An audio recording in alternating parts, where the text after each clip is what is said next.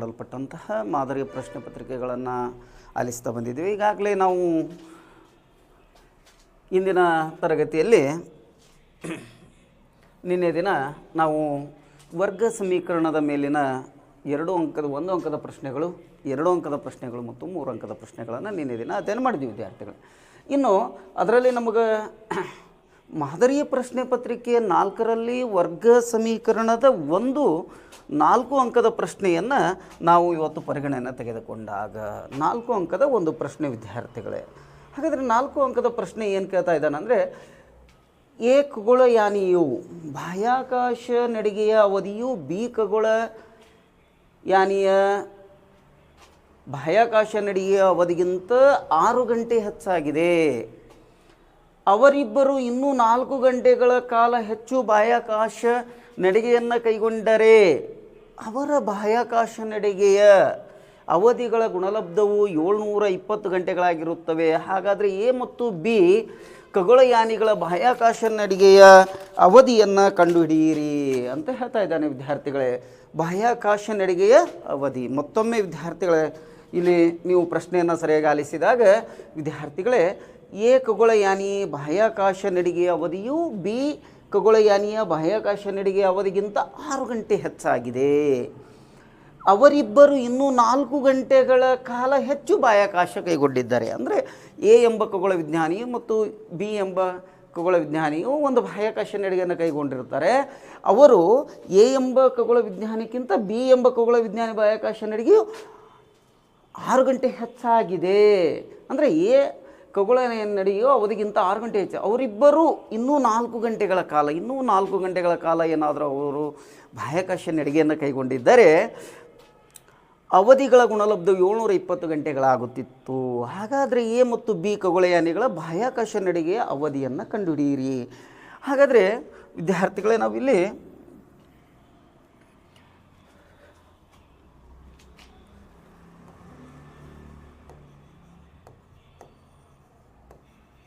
ಬಾಹ್ಯಾಕಾಶ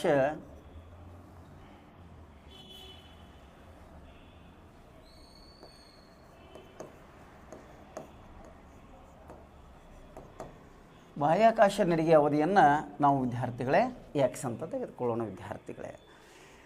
ಎ ಎಂಬ ಖಗೋಳ ಬಾಹ್ಯಾಕಾಶ ನಡಿಗೆಯ ಅವಧಿಯು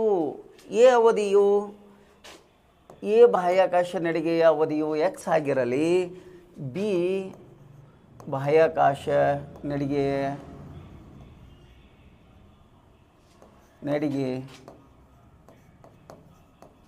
ವ್ಯಕ್ತಿ x+6 ಆಗಿರಲಿ ವಿದ್ಯಾರ್ಥಿಗಳೇ. ಅಂದರೆ 6 ಗಂಟೆ ಹೆಚ್ಚು ತೆಗೆದುಕೊಳ್ಳುತ್ತಾನೆ ಅನ್ನುವಂಥದ್ದು ವಿದ್ಯಾರ್ಥಿಗಳೇ.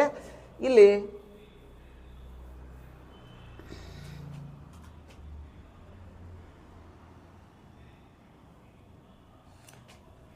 ಬಿ ಬಾಹ್ಯಾಕಾಶ ನಡಿಗೆಯ ಅವಧಿ x+6 ವಿದ್ಯಾರ್ಥಿಗಳೇ. ಇನ್ನೂ 4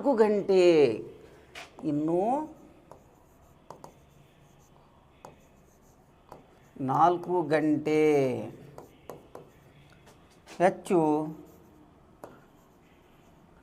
ನಡೆದಿದ್ದರೆ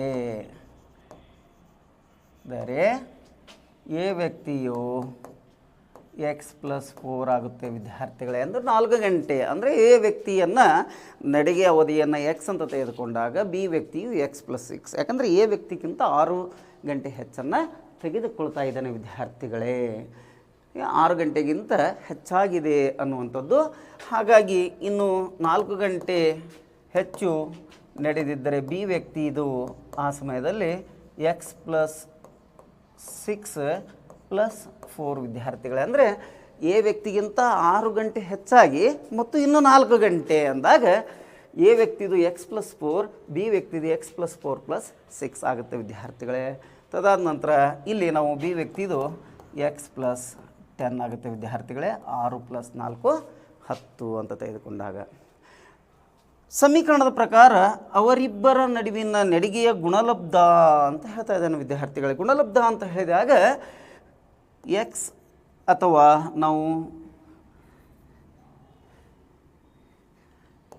ಎ ವ್ಯಕ್ತಿ ನಡಿಗೆ ಇಂಟು ಬಿ ವ್ಯಕ್ತಿ ನಡಿಗೆ ಈಕ್ವಲ್ ಟು 720 ಗಂಟೆ ವಿದ್ಯಾರ್ಥಿಗಳೇ. ಅಂದರೆ ಇಲ್ಲಿ ನಾವು x+4 ಅಂದರೆ ಎ ವ್ಯಕ್ತಿ ಗುಣಲಬ್ಧ x+10 ಈಕ್ವಲ್ ಟು 720 ವಿದ್ಯಾರ್ಥಿಗಳೇ. ಅಂದರೆ ಇವರಿಬ್ಬರ ನಡುವಿನ ಒಂದು ಗುಣಲಬ್ಧವನ್ನು ನಾವು ತೆಗೆದುಕೊಂಡಾಗ x+4 into x+6 equal to 720 ವಿದ್ಯಾರ್ಥಿಗಳೇ. ತದನಂತರ ಎಕ್ಸಿಂದ ಈ ಒಂದು ಬ್ರ್ಯಾಕೆಟ್ಗೆ ನಾವು ಸಂಪೂರ್ಣವಾಗಿ ಗುಣಿಸಿದಾಗ ವಿದ್ಯಾರ್ಥಿಗಳೇ, ಅಥವಾ x+a ಇಂಟು ಬ್ರ್ಯಾಕೆಟ್ x+b ಸಮೀಕರಣವನ್ನಾದರೂ ನಾವು ಇಲ್ಲಿ ಬಳಸ್ಬೋದು ವಿದ್ಯಾರ್ಥಿಗಳೇ. ಅಥವಾ ನೇರವಾಗಿ ನಾವು x ಇಂದ x+10 plus 4 into x+10 equal to 720 ವಿದ್ಯಾರ್ಥಿಗಳೇ. ತದನಂತರ x into x x² plus 10 into x 10x 10 into x 10 into x 10x plus 4 into x 4x 4 ಹತ್ತಲೆ 40 ವಿದ್ಯಾರ್ಥಿಗಳೇ ಈಕ್ವಲ್ ಟು 720. ತದನಂತರ ಇಲ್ಲಿ x² ಪ್ಲಸ್ 10 ಮತ್ತು 10x ಪ್ಲಸ್ 4x 14x ವಿದ್ಯಾರ್ಥಿಗಳೇ. ನಂತರ plus 40 minus 720 ವಿದ್ಯಾರ್ಥಿ ಪ್ಲಸ್ 720 ಎಡಭಾಗಕ್ಕೆ ಬಂದಾಗ ವಿದ್ಯಾರ್ಥಿಗಳೇ ಮೈನಸ್ 720 ಆಗುತ್ತೆ.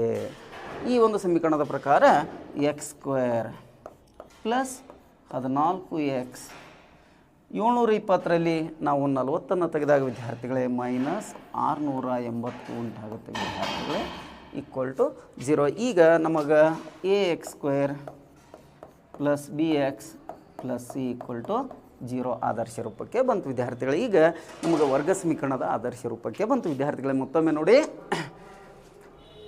ಎ ಬಾಹ್ಯಾಕಾಶ ನಡಿಗೆ ಅವಧಿ, ಎ ವ್ಯಕ್ತಿಯ ಬಾಹ್ಯಾಕಾಶ ನಡಿಗೆ ಅವಧಿಯು x ಆಗಿರಲಿ, ಬಿ ವ್ಯಕ್ತಿಯ ಬಾಹ್ಯಾಕಾಶ ನಡಿಗೆ ಅವಧಿ x+6. ಯಾಕಂದರೆ ಎ ವ್ಯಕ್ತಿಗಿಂತ 6 ಗಂಟೆ ಹೆಚ್ಚು ತೆಗೆದುಕೊಳ್ತಾ ಇದ್ದೇನೆ ವಿದ್ಯಾರ್ಥಿಗಳೇ, ಹಾಗಾಗಿ x+6 ಆಗುತ್ತೆ. ತದಾದ ನಂತರ ಇನ್ನೂ 4 ಗಂಟೆ ಹೆಚ್ಚು ನಡೆದಿದ್ದರೆ ಆಗ ಎ ವ್ಯಕ್ತಿದು x+4 ಆಗ್ತಿತ್ತು. ಇನ್ನು 4 ಗಂಟೆ ಹೆಚ್ಚಂದರೆ ಮುಂದೆ ಬರುವಂಥ 4 ಗಂಟೆ ಅಂತ ಹೇಳಿದ್ದಾರೆ. 4 ಗಂಟೆ ವ್ಯತ್ಯಾಸವಾಗುತ್ತಿತ್ತು ಅಂದಾಗ ನಾವು ಮೈನಸ್ ತೆಗೆದುಕೊಂತೀವಿ ವಿದ್ಯಾರ್ಥಿಗಳೇ. 4 ಗಂಟೆ ಹೆಚ್ಚಾಗಿರುತ್ತೆ ಅಂದಾಗ ನಾವು ಅದನ್ನು ಪ್ಲಸ್ ತೆಗೆದುಕೊತಾ ಇದ್ದೀವಿ ವಿದ್ಯಾರ್ಥಿಗಳೇ. ಹಾಗೆ B ವ್ಯಕ್ತಿದು x+6 + 4 equal to x+10. ಅವರಿಬ್ಬರ ನಡುವಿನ ಗುಣಲಬ್ಧವು 720 ಗಂಟೆ ಆಗಿರುತ್ತೆ ಅಂತ ಹೇಳ್ತಾ ಇದ್ದೇನೆ ಸಮೀಕರಣದ ಮೂಲಕ. ಪ್ರಶ್ನೆ ಹೀಗಿರುವುದರಿಂದ x+4 into x+10 equal to 720 ವಿದ್ಯಾರ್ಥಿಗಳೇ. ಇನ್ನು ಎಕ್ಸಿಂದ ಸಂಪೂರ್ಣವಾಗಿ ಬ್ರ್ಯಾಕೆಟ್ಗೆ ನಾವು ಗುಣಿಸಿದಾಗ x into x x² plus 10x plus 4 into x 4x 4 ಹತ್ತಲೆ 40 ಈಕ್ವಲ್ ಟು 720 ವಿದ್ಯಾರ್ಥಿಗಳೇ. ನಂತರ x² 10x plus 4x 14x plus 40 minus plus 720 ಈ ಕಡೆ ಬಂದಾಗ ಮೈನಸ್ 720 ಆಗುತ್ತೆ. ಹಾಗಾಗಿ x² 14x 720ರಲ್ಲಿ 40 ಆದಾಗ ವಿದ್ಯಾರ್ಥಿಗಳೇ 680 ದೊರೆಯುತ್ತದೆ ಈಕ್ವಲ್ ಟು 0. ಇದು ಈಗ ax² plus bx plus c ಆದರ್ಶ ರೂಪದಲ್ಲಿ ದೊರೀತಾ ಇದೆ ವಿದ್ಯಾರ್ಥಿಗಳೇ. ಇನ್ನು ನಂತರದಲ್ಲಿ ನಾವು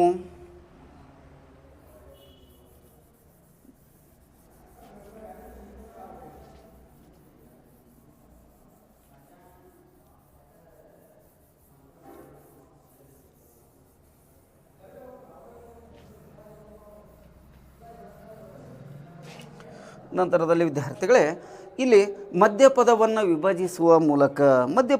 ವಿಭಜಿಸುವುದರ ಮೂಲಕ ನಮಗೆ ಯಾವುದೇ ಎರಡು ಸಂಖ್ಯೆನ ಗುಣಿಸಿದಾಗ 680 ಅದು ಮೈನಸ್ 680 ದೊರೆಯುವಂಥದ್ದು. ಮೈನಸ್ 680 ವಿದ್ಯಾರ್ಥಿಗಳೇ, ಯಾವುದೇ ಎರಡು ಸಂಖ್ಯೆಯನ್ನು ಗುಣಿಸಿದಾಗ ಮೈನಸ್ 680 ದೊರೆಯುವಂಥದ್ದು.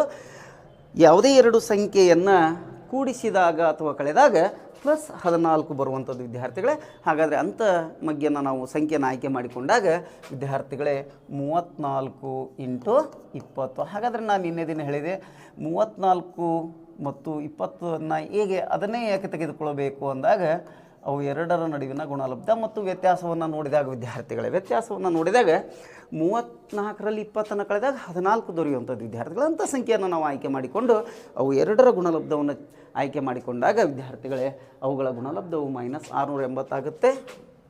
34ರಲ್ಲಿ ವಿದ್ಯಾರ್ಥಿಗಳೇ 20 ತೆಗೆದಾಗ ನಮಗೆ 14 ದೊರೆಯುವಂಥದ್ದು. ಈ ರೀತಿಯಾಗಿ ನಾವು ಮಧ್ಯಪದವನ್ನು ವಿಭಜಿಸೋಣ ವಿದ್ಯಾರ್ಥಿಗಳೇ. ತದನಂತರ x² + 34x - 20x - 680 = 0 ವಿದ್ಯಾರ್ಥಿಗಳೇ. ಗುಂಪನ್ನು ಮಾಡೋಣ ವಿದ್ಯಾರ್ಥಿಗಳ. ನಂತರ ಗುಂಪು ವಿಂಗಡಿಸೋದ್ರ ಮೂಲಕ ನಾವು ಸುಲಭವಾಗಿ ಅಪವರ್ತನವನ್ನು ಮಾಡುವಂಥದ್ದು ವಿದ್ಯಾರ್ಥಿಗಳೇ. ಇಲ್ಲಿ x² ಮತ್ತು xನಲ್ಲಿ xನ್ನು ತೆಗೆದಾಗ x + 34. ತದಾದ ನಂತರ 20 ಮತ್ತು 680 ಅಂದಾಗ -20 ನಾವು ತೆಗೆದುಕೊಂಡಾಗ ವಿದ್ಯಾರ್ಥಿಗಳೇ x + 34 ವಿದ್ಯಾರ್ಥಿಗಳೇ. 20 × x 20x -20x plus into minus -20 34 680 ವಿದ್ಯಾರ್ಥಿಗಳು. -680. ತದಾದ ನಂತರ ಇಲ್ಲಿ ಒಂದು x + 34 ಆಗುತ್ತೆ ವಿದ್ಯಾರ್ಥಿಗಳೇ. ಇನ್ನೊಂದು x - 20 ಆಗುತ್ತೆ ವಿದ್ಯಾರ್ಥಿಗಳೇ. = 0 = 0 ವಿದ್ಯಾರ್ಥಿಗಳೇ. ಇನ್ನು x + 34 = 0, x = -34. ಒಂದು ಮೂಲ ಬಂದರೆ ಇನ್ನೊಂದು ವಿದ್ಯಾರ್ಥಿಗಳೇ x - 20 = 0, x = 20 ವಿದ್ಯಾರ್ಥಿಗಳೇ. ಹಾಗಾದರೆ ನಾವು ಪ್ಲಸ್ ವ್ಯಾಲ್ಯೂವನ್ನು ತೆಗೆದುಕೊಳ್ಳೋದ್ರಿಂದ ಧನಾತ್ಮಕ ಬೆಲೆಯನ್ನು ತೆಗೆದುಕೊಳ್ಳೋದ್ರ ಮೂಲಕ ಎ ವ್ಯಕ್ತಿಯ ನಡಿಗೆ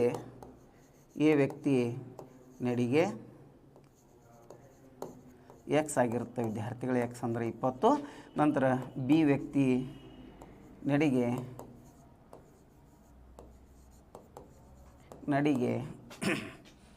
x + 6 ವಿದ್ಯಾರ್ಥಿಗಳೇ. ಆದ್ದರಿಂದ 20 + 6 ವಿದ್ಯಾರ್ಥಿಗಳೇ 26 ಅಂಥೇಳಿ ಇಲ್ಲಿ ನಮಗೆ ಏನಾಗ್ತದೆ ಅಂತಂದರೆ ಈ ಒಂದು ಬೆಲೆಯನ್ನು ದೊರೆಯುವಂಥದ್ದು ವಿದ್ಯಾರ್ಥಿಗಳೇ. ಈ ರೀತಿಯಾಗಿ ನಾವು 4 ಅಂಕದ ಪ್ರಶ್ನೆಗಳನ್ನು ಅತ್ಯಂತ ಸುಲಭವಾಗಿ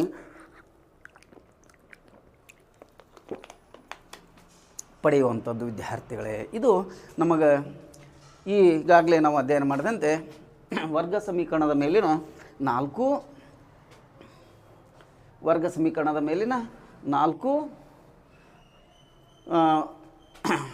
ಮಾದರಿ ಪ್ರಶ್ನೆ ಪತ್ರಿಕೆಗಳನ್ನು ಈಗಾಗಲೇ ನಾವು ಆಲಿಸಿದ್ದೀವಿ ವಿದ್ಯಾರ್ಥಿಗಳೇ.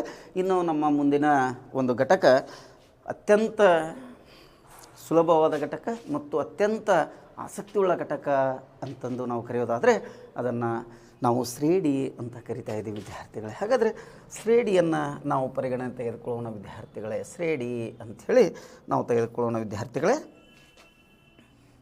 ಹಾಗಾಗಿ ಇಲ್ಲಿ ಶ್ರೇಣಿಗೆ ಹೋಗೋದಕ್ಕಿಂತ ಪೂರ್ವದಲ್ಲಿ ನಾವು ಕೆಲವೊಂದಿಷ್ಟು ಮೂಲ ಅಂಶಗಳನ್ನು ತಿಳಿದುಕೊಳ್ಳೋಣ. ಹಾಗಾದರೆ ಮೂಲ ಅಂಶಗಳು ಅಂದಾಗ